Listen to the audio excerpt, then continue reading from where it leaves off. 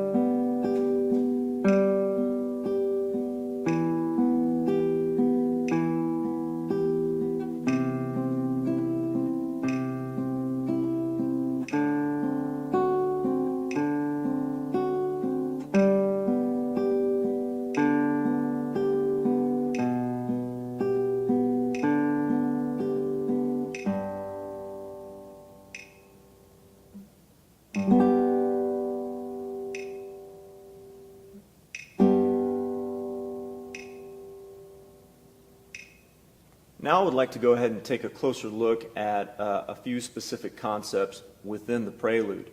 Obviously the main focus is the arpeggio, P-I-M-I. This is the thing that we're working on to make feel the most comfortable here. And you can always go back to our technique video that focuses on the P-I-M-I arpeggio and talks about how to practice it. But I just want to briefly mention that when we're playing something in a musical setting, a lot of that stuff can tend to slip away from us. So you want to make sure that you have some partial focus on that, mainly the idea of alternating between the thumb and the fingers. And then the feeling of sympathetic motion, in particular when P plays, then I plays. As I plays, M is beginning its path through the string to feel that sympathetic motion. So keep on holding onto those ideas as you play through this piece slowly, so it becomes just the muscle memory that you use. Now, I want to talk about some of these individual chords.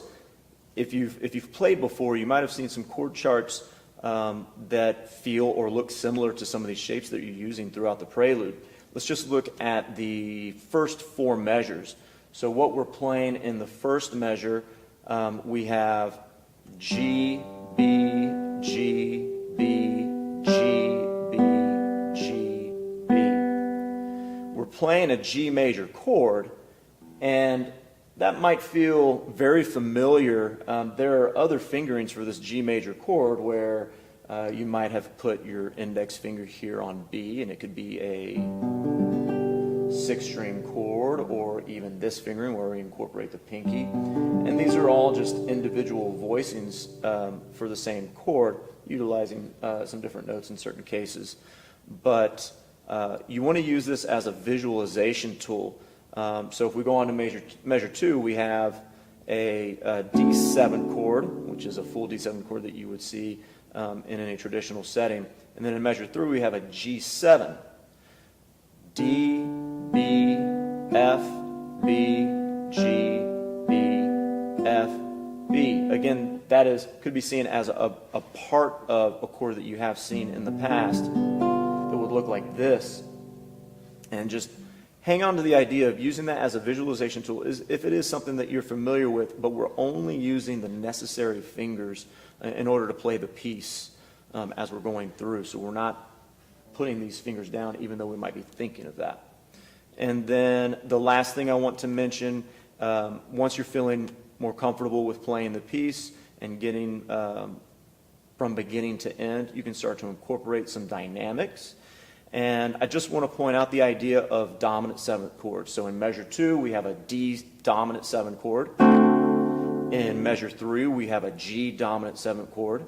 And just as a general rule, you can play those chords a little bit louder than, say, the G major chord or the C major chord. And you can go through these. You hear me playing kind of in a block chord setting where I'm not using the arpeggio specifically, and you can incorporate these dynamics.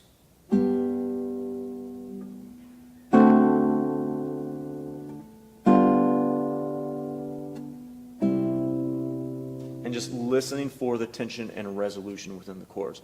Let's go ahead and listen to the piece at concert tempo.